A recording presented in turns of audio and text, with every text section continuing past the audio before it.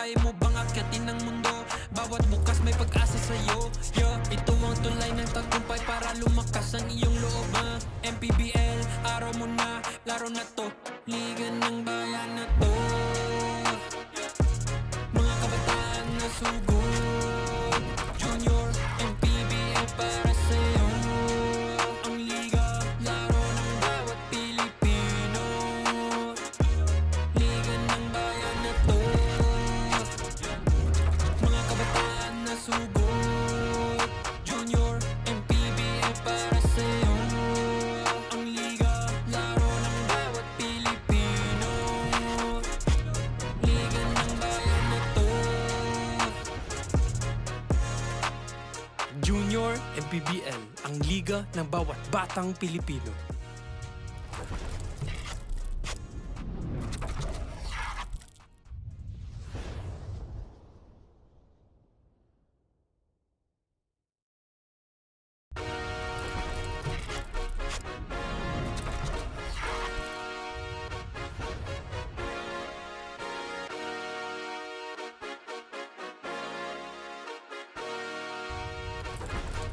Liga ng bayan na to.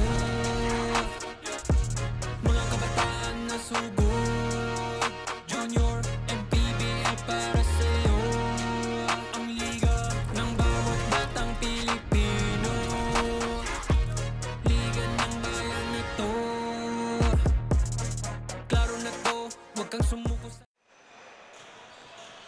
Quezon City District 2 Gymnasium is still our venue for the continued coverage of Manny Pacquiao's Junior MPBL Season 4, ang liga ng bawat batang Pilipino. Game number 2 in the scheduled 9 games this Sunday. Our match at hand is Pasig Stallions kontra dito sa Caloocan MDJ Sports in the 16 and under division. Once again, good morning ladies and gentlemen. Jan Ocampo, kasama ko pa rin siyempre aking analyst si Renzo Navarro. And of course, Andrea Veloso, our courtside reporter partner. Game number 2 natin, 16 and under naman. And after that first great game, Caloocan was able to escape itong Pasig. Tingnan natin sa 16 under kung anong mangyayari. That was a very close game indeed, no? Pero tingnan natin, pag-usapan natin itong parehong kupunan. Talking about first is the Pasig Stallions. Currently, 1-0 ang kanilang record. They won in their very first game kontra San Juan. Huge win, 105-78. Yes, that was a big statement win for Pasig Stallions and a perfect way for them to debut in this season. 105 points in that game. 39 out of 87, good for 44% from the field. 60 rebounds, 33 assists, and 56 points in the paint for Pasig Stallions. What a great game, what a great first game para sa Pasig Stallions. We're talking about the other team is Caloocan, 16 and under division, also having a great game here in the fourth season, 3-1 record. They won their last outing in contra Valenzuela by just 2 points, 86-84. And that was a close game for Caloocan, only winning by 2 points. In that game, they only had 12 assists, 32 points in the paint, 14 offensive rebounds, although they had 10 second chance points in that game. And talagang napakaganda rin ang kanilang nilaro. Although 12 assists lang, maybe a little bit more para sa matchup na to para maging maganda resulta for them.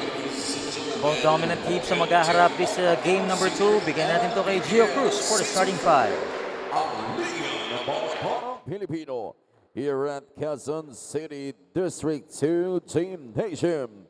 16 under division between the Pasig Stallions and Caloocan MDJ Sports. Now let us meet the starters first for the Pasig Stallions. Starting guard number 3, Rafa Cheng. To guard number 4, Jordan Yang. At forward number 5, Tristan Flores. Other forward number 2, Rion C. And at center number 18, Chase Cominghui. The head coach is Willie Wilson, assisted by Ryan T. Team manager Philbert Cheng and team owner Philbert Cheng. And now let us meet the starters for Caloocan MDJ Sports. Starting guard number 4, Janice Reyes.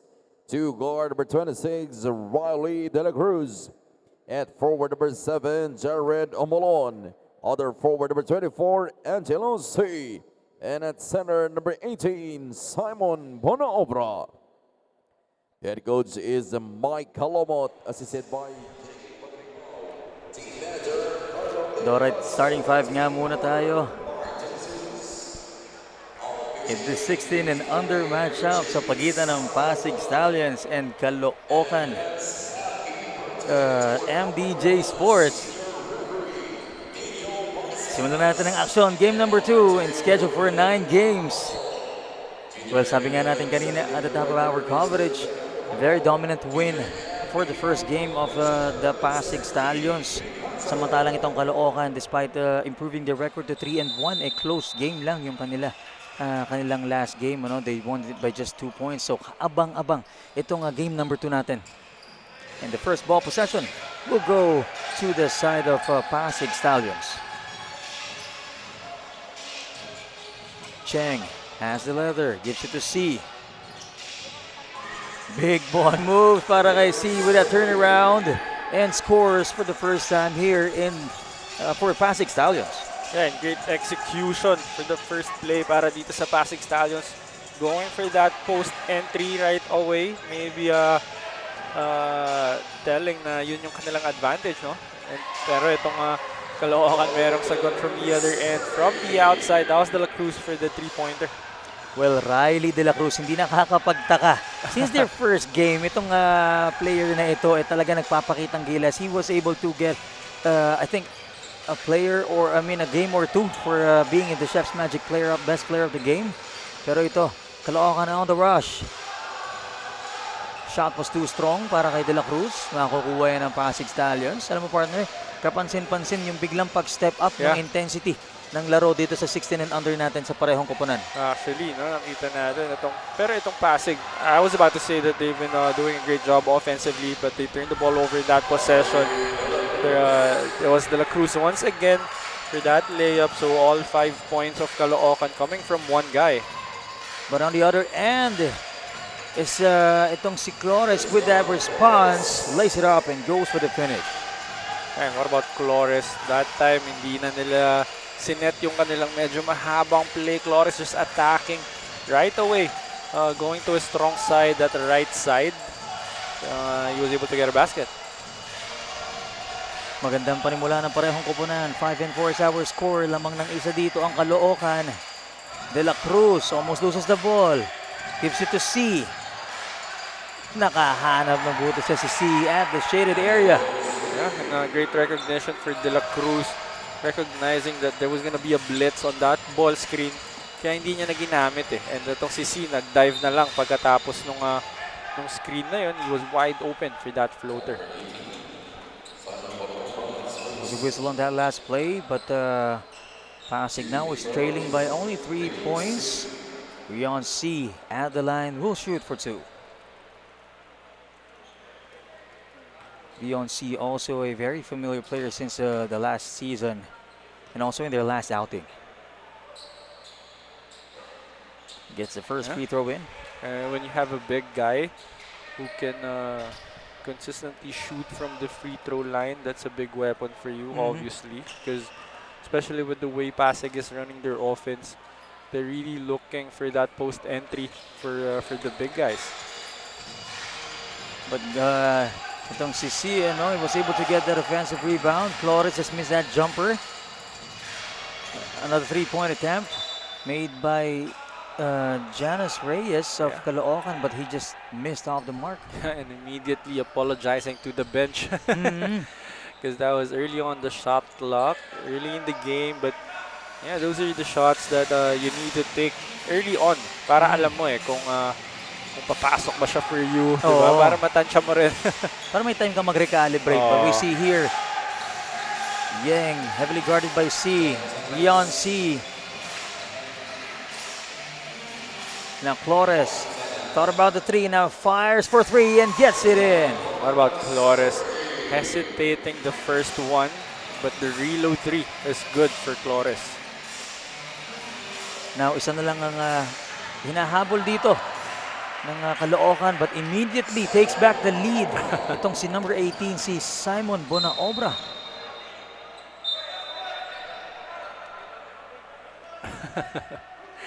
The little caller developing early in this game. Again, sinasabi mo nga kanina na very drastic yung change dun sa intensity, dun sa aggressiveness ng laro, and also the physicality. Yes. Of course, this is a division 2 years older. Yep.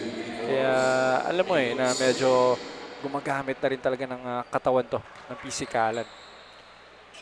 Well, momentarily, Pasig was able to get a 1-point lead, get ahead by just 1 point. Yeah. Pero binawi naman kaagad yan ng Caloocan. And now, UNC missed the first free throw. He still has one more and mabilis lumilipas ang ating oras. A little over 3 minutes has gone by our first quarter. Looking to tie things up and tabla tayo sa 9. And itong Pasig Stallions deploying a 1-2-2 zone para sa possession na ito. Pero ngayon, bigay muna natin ito kay Andrea Veloso for some courtside report. Andrea. After scoring 32 points, Caloocan's Riley De La Cruz is actually playing through an ankle sprain right now. Pero sabi nga niya, 80% nga lang daw yung kanyang kondisyon ngayong umaga. Pero sabi niya, malaki naman daw yung tiwala niya sa kakayahan ng kanyang mga teammates to step up. At yun din, yung inaasahan ni Coach Mike Calomot sa kanyang mga players ngayon, especially against a team like Pasig, a team with a lot of chemistry and just came from a win. Back to you guys. Thank you so much, Andrea. Yun nga, no? Right on cue. Itong si Riley De La Cruz, 80% lang daw ang kanyang mabibigay ngayon. But so far, I think 7 points na ba nabibigay nito ni Riley? Yeah. After that score on the other end. And well, Andrea was reporting itong si Riley De La Cruz made a tough move again. No? Yung kanyang atake to his right side, and at the last second, that slight bump to his defender and went for that mid-range floater. So, yung 80% ni Riley De La Cruz, Oo. parang feeling ko enough na yun for him to perform very well. That's how talented this kid is. Hindi na siya, hindi niya napapaabutin sa 100% lakas. Pero minsan yung ganyang sitwasyon din when you're not 100%, minsan dyan din lalabas yung yung talagang yung pure talent mo Yeah. because you're gonna rely heavily on what you can do. Pero ngayon, tatlo ang hinahabol dito ng Caloocan. Pero syempre si Apasible, may sagot naman dyan. Bringing it back down to just 1-point deficit. And just like that, itong Pasig Stallions naman ang lamang. 14 kontra 13. Yeah. And ito rin yung difference ng dalawang kupunan natin. Itong Pasig Stallions just love to go to their half-court sets. That's another field goal off that half-court execution galing dito sa Pasig Stallions. Colores with that backdoor. He was able to knock down that tough shot. Habang itong Caloocan naman, they really love to run. 3 points ang hinahabol dito nila Riley De La Cruz at ng Caloocan. MDJ Sports halfway through the first quarter. They only got 3 seconds on the shot clock. Battling for possession and mauubusan na nga sila dyan ng oras. They took so much time in that ball possession. Great defense on the part of Pasig Stallions right there. Forcing a 24-second shot clock violation against Caloocan.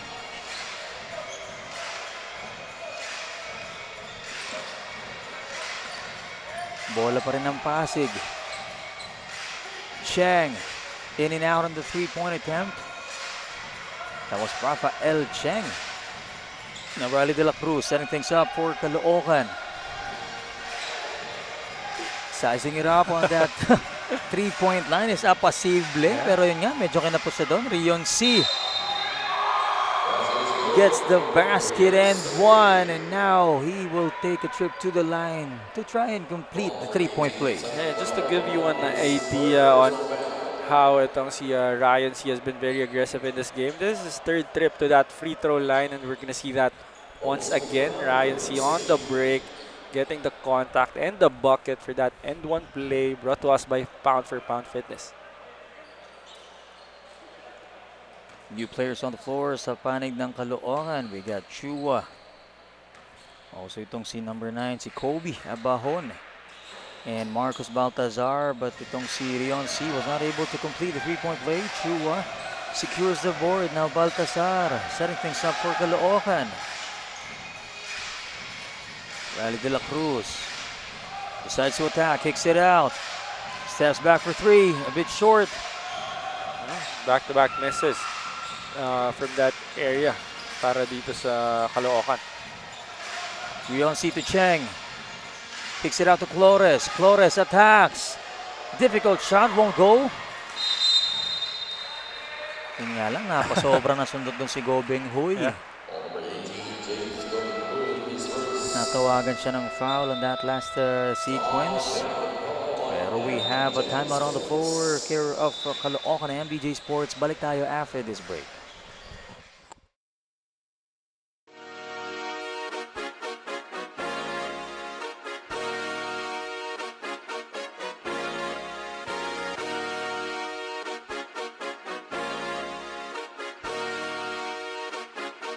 Liga ng bayan na to, mga kabataan na sugod, Junior MPBL para sa'yo. Ang liga ng bawat batang Pilipino, liga ng bayan na to. From tip-off to the final buzzer, every moment counts and so does every meal. Whether you're celebrating a win or just enjoying the game, Chef's Magic Condiments brings the flavor that makes every bite unforgettable. Chef's Magic, make every meal a magic moment. 18-13 is our score with under 4 minutes remaining in the first quarter. Lamang dito na 5 ang Pasig Stallions 16 and under division. And kanina nga pa natin pinag-uusapan yung difference in the intensity and the physicality of this ball game kumpara sa kanilang younger brothers. Pero ito, the dominant teams nag-clash ngayon dito sa ating game number 2. And there was a battle in ball possession pero mananatili dito kay Luke Apasible in Caloocan MDJ Sports ang bola. Yeah, Pasig was able to force a jump ball right there. I thought Flores had a chance to steal that ball in that possession. Medyo nag-hesitate siya, but nonetheless, they're gonna get that change of possession arrow. Luke Apasible realizing the time gets 2 points for Caloocan. That was a great pass by Baltasar off that ball screen, but this is gonna be a turnover for Pasig. Little miscue on the part of Ying and C. Let's take a look at this once again. No more time on the shot clock. Baltazar finds itong si number 27 si Apasible. Oh, there'll be a foul in that last play. And this guy is just 80% for this game. 80% ha? Hindi niya nga daw kailangan mag-100% eh. Pero tingnan natin Riley De La Cruz at the line.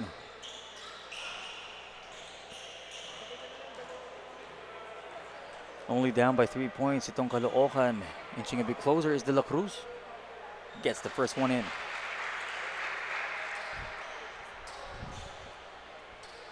Coach Mike on our screen for Caloocan MDJ Sports 16 and under. I'm very excited for this matchup. No, itong si De La Cruz and si Tang. Both very capable scorers for their respective teams. Although itong si De La Cruz will troop to the bench, will get his much-deserved rest. So that matchup that I just mentioned, we're gonna see it mamaya pa. It will have to wait, sabi nila. Wait lang daw eh. Pero ito nga, no, Tyrese Tang entering this action. And explosive players. Kaya great matchup talaga mamaya. Abangan natin yan. But ito, Pasig Stallions only has 9 seconds on the shot clock. Tyrese Tang, quick release on that floater. And all smiles for this kid. And yun yung sinasabi kong mahirap bantayan for the defenders if you're guarding Tang, who is a left-handed, but usually finishes that floater with his right hand. Although itong Caloocan, number 22, that was Armado, will answer on the other end. Will get a basket off that spin in the mid-range. How about that spin and a fadeaway for Armado? Pero ito, another turnover enforced by sa panig itong Pasig Stallions, and they're only up by 1 point here. And Caloocan MDJ Sports has a chance to take back the lead. They're only down by 1 point. 19-20 is our score. A little over 2 minutes in the first quarter. Left corner three. Thought about it.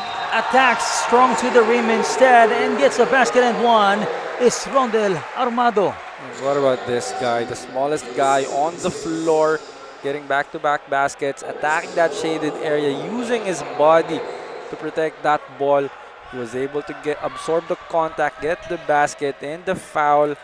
Foul counted, brought to us by Pound for Pound Fitness. What a strong play there by Rondel Armado. Yeah. Armadong Armado. Itong batang ito. And now, they're up by 2 points. 22-20 is our score. Vergara checked in for Pasig Stallions. How about finding that open spot and attacks it strong to the rim? Yeah, slight miscue on the defensive end for Caloocan that time. Hindi sila sure what they're gonna do on that ball screen action of Pasig. That's why itong si was it number 7 of Pasig, Vergara, was able to get a wide open driving lane and the layup. The three-pointer won't go para dito kay Baltazar. Sa kanila pa rin ang bola. Armado couldn't find an opening to pass it to his teammate. Now, Tyrese Tang secures the leather against Apasible. 1 minute remaining in the first quarter. Leon C against Armado, mismatch. Tyrese Tang fires for three. A bit short. Armado secures the board. Great defense on the part of Caloocan right there. Really applying a lot of pressure on the ball handler. Itong si Tang was having a hard time setting up their play because of the defense of Apasible. Oh, how about the three-pointer coming from Kobe Abahon? Well, if your name is Kobe, might as well knock down those outside shots. This is almost another turnover on the side of Pasig. Vergara misses the three-point attempt. 14 seconds on our game clock in the first quarter. Shot clock's already off. Oh, how about that layup from Kobe Abahon, back-to-back. Yeah, back-to-back baskets for Abahon, and I don't think Pasig is aware of the time. And that's going to be the end of the first quarter. What a big run by Caloocan to finish off this strong first quarter. You see here the three-pointer of Kobe Abahon. And also he was the one responsible for this 5-point lead after the tough layup to close the first quarter with 27-22. Lamang dito ang Caloocan.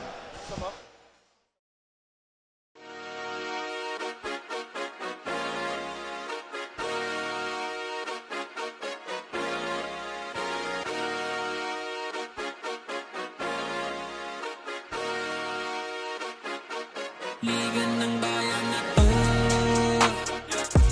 mga kabataan na sugod, Junior MPBL para sa'yo. Ang liga ng bawat batang Pilipino, liga ng bayan na to. Klaro na to, huwag kang sumuko sa gustong gawin. Isang pangarap, isang tagumpay, gabay at pag-asa ng bayan. Landas pagbabago, pag-asa, ikaw ang mahalaga. Iba't iba, pero isang halaga, nagkakaisa. We see on our screen is the Caloocan hero, Kobe Abahon, number 9, who knocked down a three-pointer and a difficult layup to close the first quarter. And let's see if they can keep this energy and carry it over to the second quarter. 27-22. They ended the first quarter with 5-point lead. And that guy, Kobe Abahon, was the one responsible for that 5-point lead na meron itong Caloocan after the end of the first quarter. The Gobing Huy turns it over to Kobe Abahon on the other end. Hindi makakapuntos. Follow-up wala pa rin. 2 missed attempts for Caloocan. Oh, what a steal by Kobe Abahon, keeping it alive for Caloocan. Nakakuha pa siya dyan ng foul. What a run within a few seconds. Yeah, and Pasig a little bit careless to start off the second quarter. Back-to-back turnovers para sa kanila. But yeah, for Caloocan, all of a sudden, yung kanilang depensa talagang on point. No? They're getting a lot of steals, a lot of stops. They're forcing a lot of turnovers. What about Kobe Abahon, up to 6 points right now after getting that steal and the foul against Tang? 28-22 after Abahon gets the first free throw. 1 out of 2. 28-22 pa rin natin score. Yun nga lang, napatapak on that baseline. Itong si 25, si Dan Kuya of Caloocan. So, missed opportunity for Caloocan right there. Oh, Flores, too strong on that layup. Oh! That was an unfortunate turnover para dito kay Chua ng Caloocan. Could have given the ball up already. Oo. His guard was right beside him, waiting for him to release that ball. But they get the steal, and Baltasar is up ahead. Baltasar getting an easy layup on the other end. That's another turnover on the side of Pasig Stallions. That was a costly mistake for Pasig as Marcus Baltasar gets a layup. Tyristang kicks it out to D. Attacks the rim strong in the basket and one para dito kay D. And that's badly needed para dito sa Pasig. That attack by D against multiple defenders. He was able to find the gap and the basket plus the foul for D. That's brought to us by Pound for Pound Fitness. Be Liga ready. And D completes the three-point play. 5 na lang dito ang kalamangan ng Caloocan, and itong si Angelo C checks in again for Caloocan. And we see here Kuya inbounds. Armado takes it. Baligay Kuya. Finds Baltasar on that right wing. Baligay Kuya with 12 seconds on the shot clock.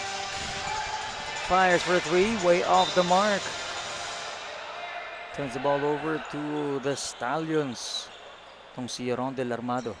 Yeah, and badly needed stop para dito sa Pasig Stallions. Obviously, with the way they started off this second quarter, yun yung mga play na kailangan nila. Oh, D crosses C and gets the layup finish. Takes it strong to the rim. 5 straight points para dito kay D to cut the lead down to just 3 points. What a way for him to enter this game with so much energy, and again, yung mga puntos na binigay niya pagkapasok niya. Let's take a look at this once again. After that cross against the defender, D with the left-handed finish. Yeah, he only needed one jab step for him to blow by his defender in that possession. Bola pa rin ng Caloocan. Only up by 3 points here, and their shot clock is already down to 8 seconds. Gravity violation nga lang. The intention was good. Yeah. But taking too many steps is Marcus Baltasar. And once again, that was that same foot landing. Doon Yun na talaga naman, nagsa-struggle eh. Oo. And I'm enjoying this ball game so far. Yeah. Mabilis sumilipas yung oras natin dito. I'm actually not monitoring the time anymore, just the shot clock. Kasi parehong maganda yung ipinapakita ng explosiveness itong parehong kupunan. I'm talking about Pasig with a very dominant first game win. And again naman, ito si Cheng. Check back in for Pasig. 3 seconds, yun nga lang. Kobe Abahon takes it away and takes it strong for a fast break finish for Caloocan. Strong drive para dito kay Kobe Abahon, and what a way for him to use his upper body strength. Went straight to his defender's chest for that layup. And unfortunately for Pasig, offensive foul naman ang naitawag sa kanila. But for now, let's turn this over to Andrea for some courtside report. Go ahead. Most of the Pasig Stallions 16 on the roster consists of holdovers from last season. But as per Tristan Flores, they were really young at that time, competing against older opponents, thus dropping the majority of the games and missing the playoffs. This season, however, mas mataas na raw ang kanilang kumpiyansa with their added experience, maturity, and the excitement to compete against players their age every game. Beyond that, they've built strong chemistry after playing together since 2019, reaching a point where they can compete at a high level while still enjoying the game. And that exactly is the balance that Tristan sees as their advantage here in the Season 4. Well, kailangan nilang ipakita yung bentahe na yon, especially with this close ball game. Gentlemen. Thank you so much, Andrea. Yun nga, no? Just to highlight yung sinabi ni Andrea na bata-bata pa itong sila Tristan Flores last season, and nakita natin yung improvement nila dito sa Season 4 natin. Iba na yung physique nila, yung intensity na kaya nilang dalhin. And they were not able to reach the playoffs last season, and right now they're very eager to be part of it. And as we can see here, no, right on cue, Tristan Flores gets the steal, and Jordan Yang for an N1 opportunity. And I believe one big reason why they're playing well right now is because of the past season where they played against much older guys, like what Andrea mentioned. But we're gonna see this one more time. That was number 4, Jordan Yang. He went for that shot fake, waited for the contact and the bucket. Pound for pound fitness foul counted off the game for Jordan Yang. But as I was saying earlier, I think pag naglalaro ka to a higher division, when you're playing against much older guys, what you're trying to earn really is the development, the experience. So to me, I don't mind them losing a lot of games last season. Ang mas importante talaga doon yung mga nag-gain nilang learnings, yung na-develop nila as a team and as individuals in that season. And it's clearly showing right now how much they matured, how much they've become better. And kitang-kita nga natin, no, they learned a lot from the past season. However, Tristan Flores missed that 3-point attempt. And right now, 5 pa rin ang kalamangan dito ng Caloocan. 35-30 is our score. Abahon, how about this guy? Scoring against number 77, Lucas Wee. Yeah, and just finding ways to score. Ito si Kobe Abahon earlier, he knocked down a 3-pointer. And then a couple of times he was able to attack that shaded area and getting the block right here. It's Kobe Abahon. Let's take a look at this once again. Dalawang rejection ang inabot dito ni Jordan Yang despite his efforts. Give credit sa kanyang effort, pero yung credit din naman ng defensive end. Oh, and that layup won't go in. Sorry miss para dito kay Jordan Yang. And this is up to a 7-point lead already for Caloocan. Make that 9 after that jumper by Baltasar, and Pasig will be forced to call for time.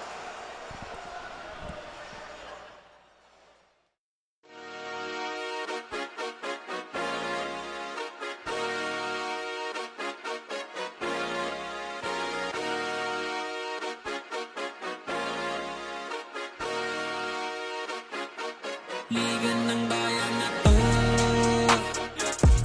mga kabataan na sugod, Junior MPBL para sa'yo. Ang liga ng bawat batang Pilipino, liga ng bayan na to, klaro na to, wag kang From tip-off to the final buzzer, every moment counts, and so does every meal. Whether you're celebrating a win or just enjoying a game, Chef's Magic Condiments brings the flavor that makes every bite unforgettable. Chef's Magic, make every meal a magic moment.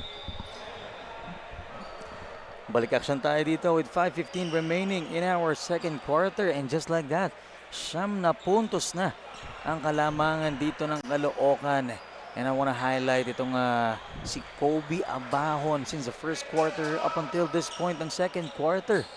Isa siya sa nakakatulong dito ni Riley De La Cruz on the scoring department.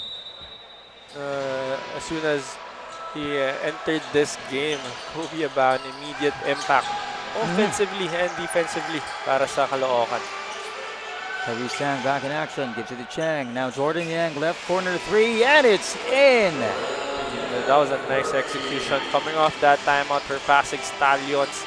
That was a double stagger for the shooter. And Jordan Yang was able to knock down the three-pointer from that left corner three-point area. Abahon stepping through.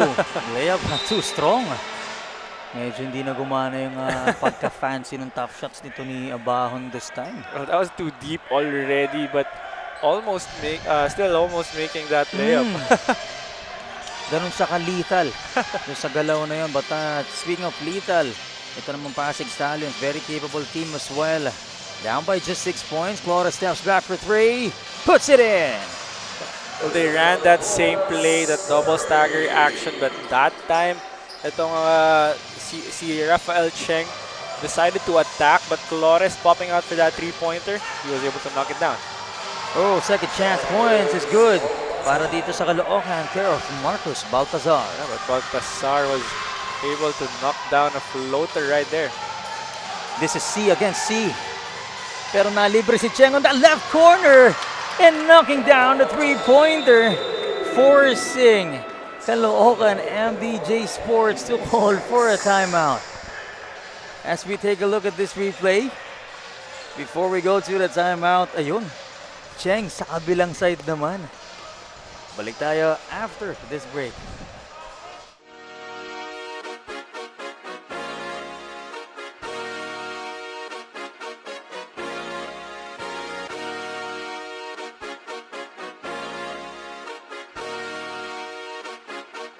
Liga ng bayan na to, mga kabataan na sugod, Junior MPBL para sa'yo. Ang liga ng bawat batang Pilipino, liga ng bayan na to.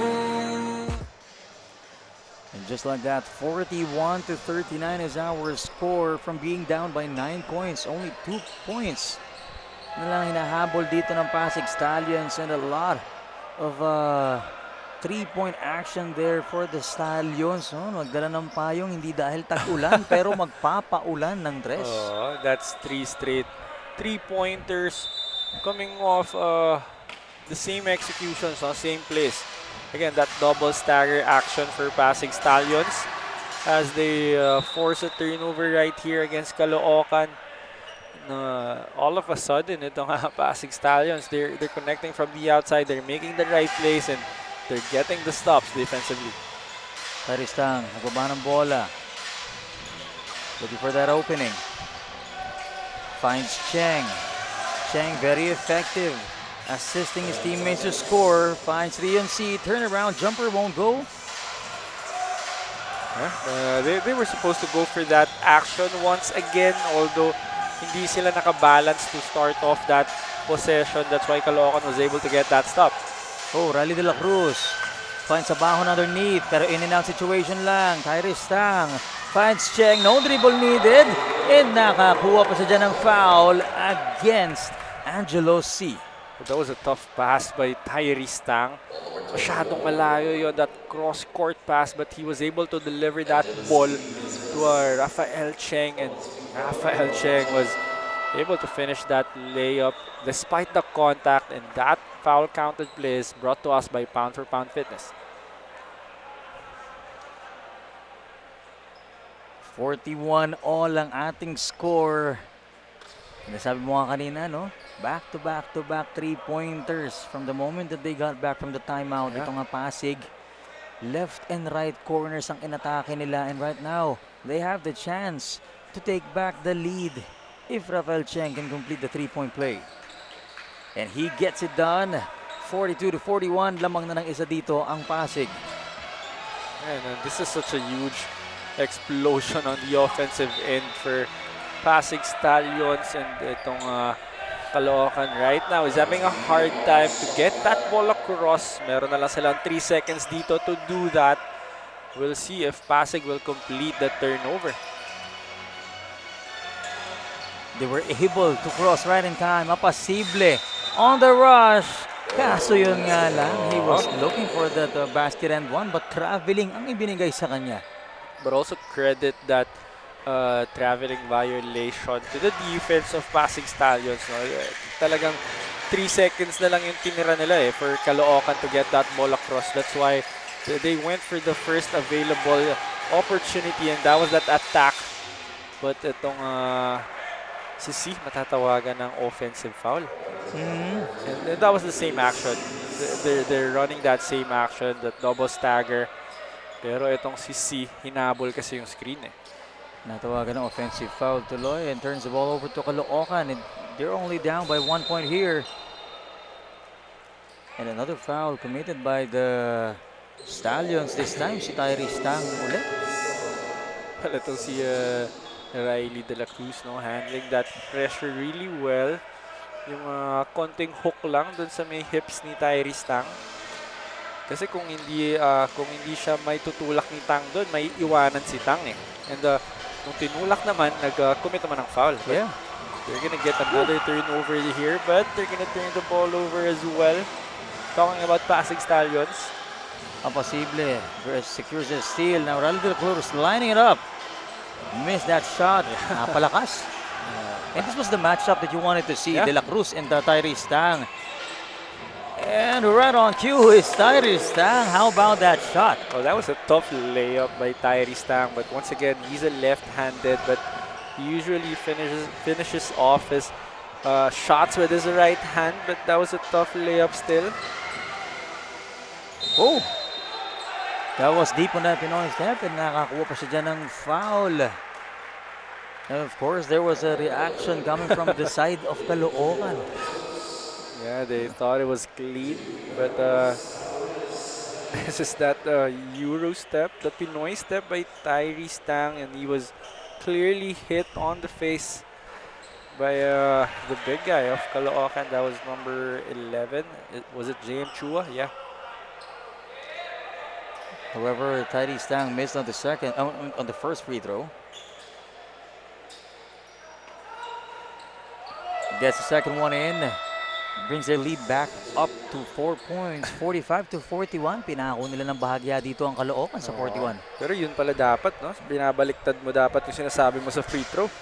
Kasi nasabi mo, miss on the second. Tapos na-shoot niya Baliktad yung sitwasyon. Pero ito, great steal by Pasig and Flores on that jumper is in. Jordan Yang was asking for that ball. He was wide open down low. Pero itong si Flores decided to take that mid-range jumper. He was smooth. And itong si Rafael Cheng, he's gonna get another easy basket coming off that turnover by Caloocan. And that steal was from Jordan Yang. Yeah.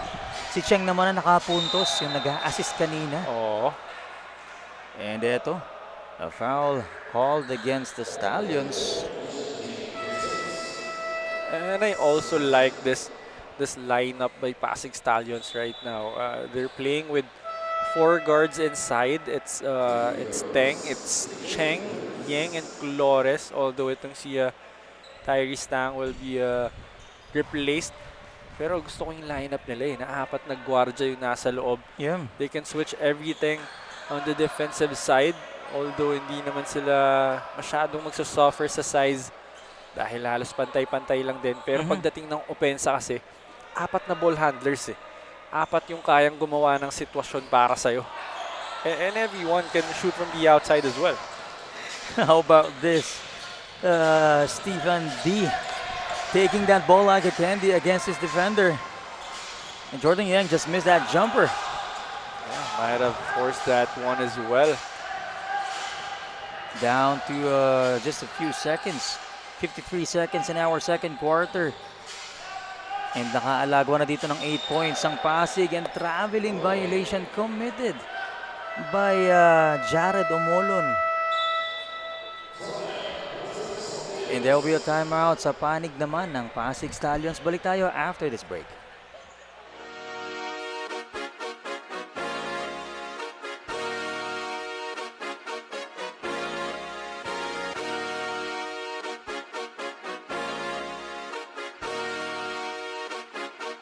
Liga ng bayan na to, mga kabataan na sugod, Junior MPBL para sa'yo. Ang liga ng bawat batang Pilipino.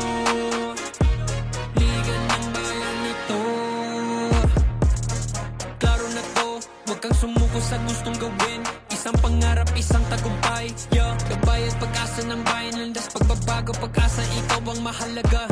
Iba't iba, pero isang halaga. Nagkakaisa, nagmamahalan, nagtutulungan. Flash now our screen is the coaching staff of the 16 and under Pasig Stallion. 8-point lead ang kanilang kupunan dito and bola nga nila. Vergara check back in.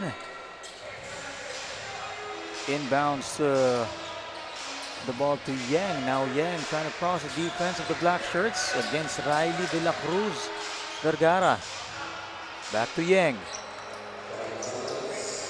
Powering through the defense of De La Cruz. Yun nga lang. Much bigger defender pero balik sa kanya ang bola. And he gets the layup finish. Jordan Yang turning the ball over but getting the counter steal, not giving up on that play. He was able to get that layup. Bola naman ng Caloocan but they only have 6 seconds. Goes for the floater. Won't go in. 2 seconds remaining. Wala nang oras ang Pasig Stallions. And we will end the second quarter with a 10-point lead, 51-41. Lamang dito ng 10 ang Pasig Stallions.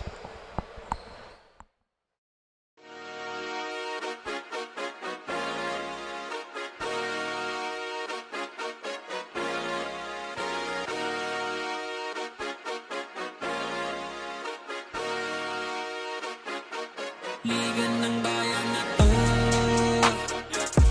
mga kabataan na sugod. Junior MPBL para sa'yo, ang liga ng bawat batang Pilipino. Liga ng bayan na to, klaro na to, huwag kang sumuko sa gustong gawin. Isang pangarap, isang tagumpay, yeah. Gabayad pag-asa ng bayan, landas pagbabago, pag-asa ikaw ang mahalaga. Iba't iba, pero isang halaga. Nagkakaisa, nagmamahalan, nagtutulungan. Liga ng bayan na to, mga kabataan na subok. Junior MPBL para sa'yo, ang liga, laro ng bawat Pilipino. Liga ng bayan na to, mga kabataan na subok. Junior MPBL para sa'yo, ang liga, laro ng bawat Pilipino. Liga ng bayan na to, huwag ka matakot, kaya mo bang akyatin ang mundo? Bawat bukas may pag-asa sa'yo, yeah. Ito ang tulay ng tagumpay para lumakas ang iyong loob, MPBL, araw mo na, laro na to. Liga ng bayan na to, mga kabataan na sugod. Junior MPBL para sa'yo, ang liga, laro ng bawat Pilipino. Liga ng bayan na to, mga kabataan na sugod. Junior MPBL para sa'yo, ang liga, laro ng bawat Pilipino. Liga ng bayan na to, Junior MPBL, ang liga ng bawat batang Pilipino.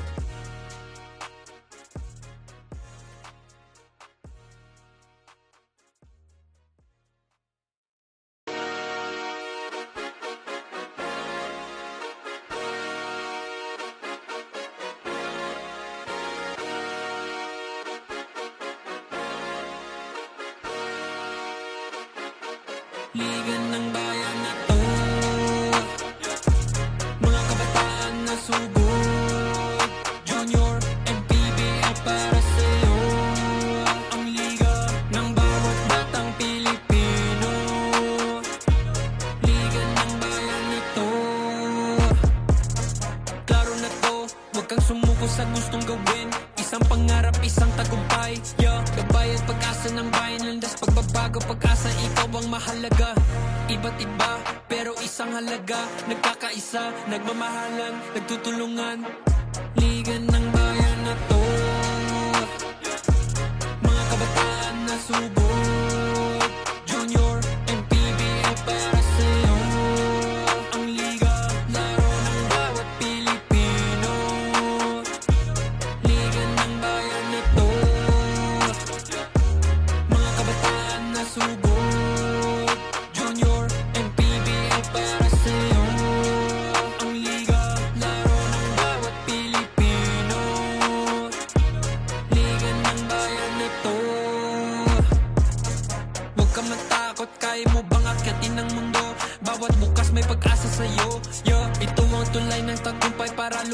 ang iyong loob MPBL, araw mo na, laro na to. Liga ng bayan na to. Mga kabataan na sugod. Junior, MPBL para sa'yo. Ang liga, laro ng bawat Pilipino. Liga ng bayan na to. Mga kabataan na sugod. Junior, MPBL para sa'yo. Ang liga, laro ng bawat Pilipino. Liga ng bayan na to. Junior MPBL, ang liga ng bawat batang Pilipino.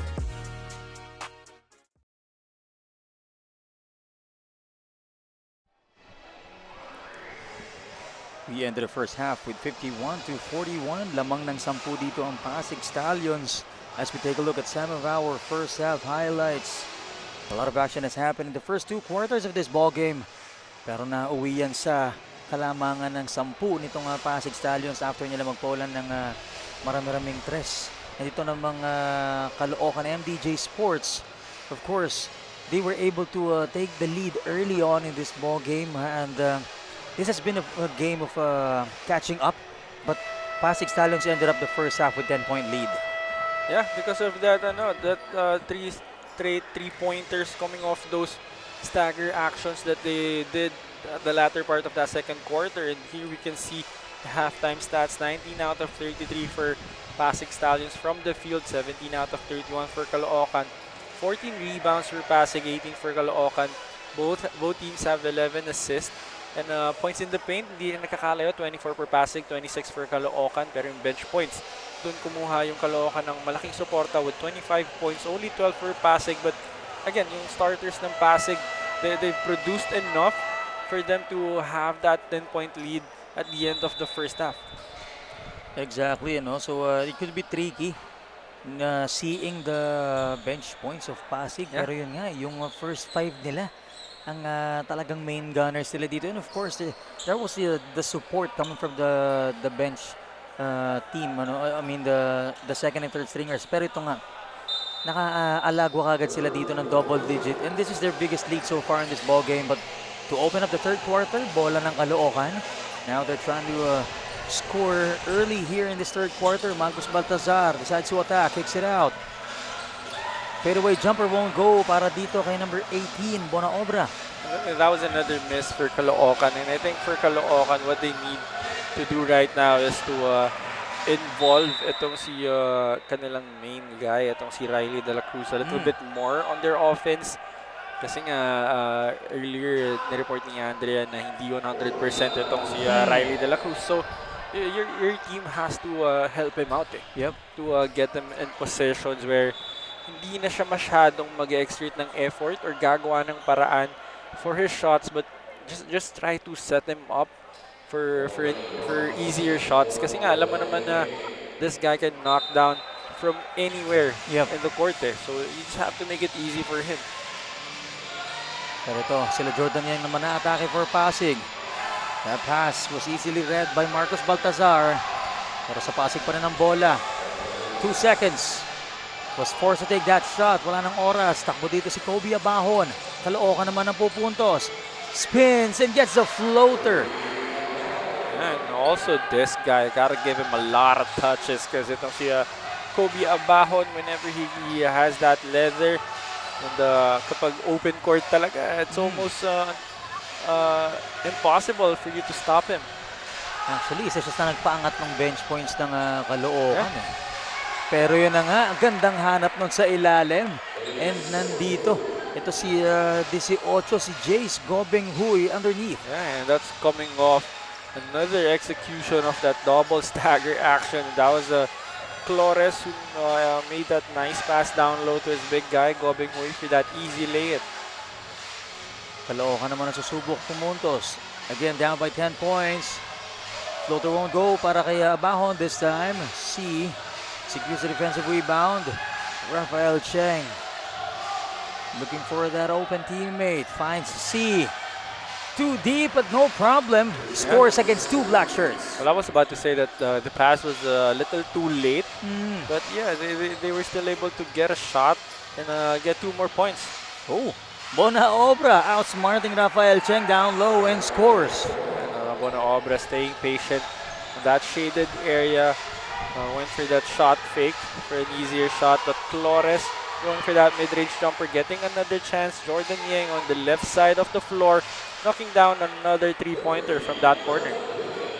How about that play? But right now, may balita para sa atin si Andrea. Andrea, go ahead. Caloocan's coach Mike was frustrated with the way his team closed the first half, saying they lost their composure once passing found its rhythm and began converting on offense. He reminded his players that an opponent's successful run is not a reason for them to collapse. Instead, focus on returning to what worked so well in the opening quarter. Sharp execution, solid defense, and